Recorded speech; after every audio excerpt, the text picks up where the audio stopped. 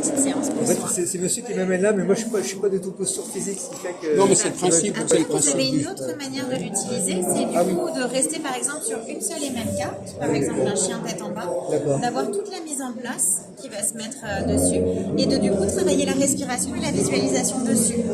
Après, vous avez tous les petits conseils associés, vos bénéfices que vous allez avoir, et les adaptations si la posture vous est pas accessible de la manière intégrale.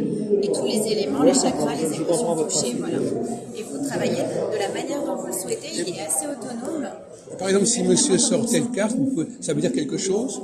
Alors forcément, quand on travaille sur un oracle, vous avez forcément, un jeu de cartes qui se travaille comme un oracle. Vous avez Par exemple, forcément... si on demande à monsieur de sortir une carte, ça vous vous informe? apprendre un petit peu, oui, bien sûr, ça va vous apprendre derrière. Alors admettons, monsieur avait tiré celle-ci. Alors vous êtes sur une posture qui va travailler au niveau de l'équilibre, donc on pourra travailler sur le côté ancrage, avec la sécurité et la confiance en mots-clés par exemple. Je comprends. Exactement, puis vous avez les chakras qui sont reliés et les éléments à travailler. Évidemment, chaque carte peut avoir un côté intuitif. Vous employez quand même le mot oracle vous-même. Moi, je l'utilise comme un oracle. Donc, c'est pour ça que j'en parle comme ça. C'est pas moi qui l'ai créé, mais c'est celle que vous avez. Non, vous avez raison, mais votre collègue, là, elle n'aime pas ce mot oracle. Ah oui, moi j'aime bien parce que je trouve que c'est un mot qui a assez tendance déjà. Et puis, un jeu de cartes, malgré tout, il y a un côté intuitif derrière. Ben oui, c'est ce que je pensais. Mais c'était paradoxal. Elle présentait ce jeu et elle ne voulait pas que ce soit un oracle. Parce qu'elle est sur le côté formation, donc elle voulait que ce soit un outil de formation. Oui, c'est moi, ça, il y a je cette l'utilise dans espèce. mes Oui, là, cours c'est comme ça. un outil intuitif. Là, il y a deux points de vue sur ce point de vue. Mais après, chacun fait sa propre Oui. dessus. Mais c'est intéressant de vous entendre aussi ce côté-là.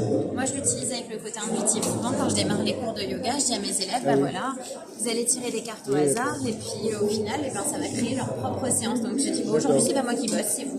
Ah oui, d'accord. Vous allez tirer vos cartes, on a une dizaine de cartes qui s'affichent, hop. Et puis, si j'ai 40 élèves, ça fait 40 postures, et puis, voilà, on va faire cette séance-là. Aujourd'hui. Et puis là, si on regarde, elle a quand même une vraie continuité. Hop, si je les mettais dans le bon sens. C'est pas vous qui décidez, finalement. Non, c'est les élèves. C'est pas tout le temps. Et les élèves, c'est le côté le intuitif. tirage.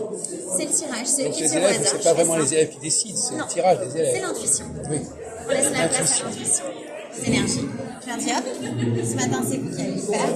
On a tiré ça, chacun retient sa carte quand elle passe. Concentrez-vous sur votre posture.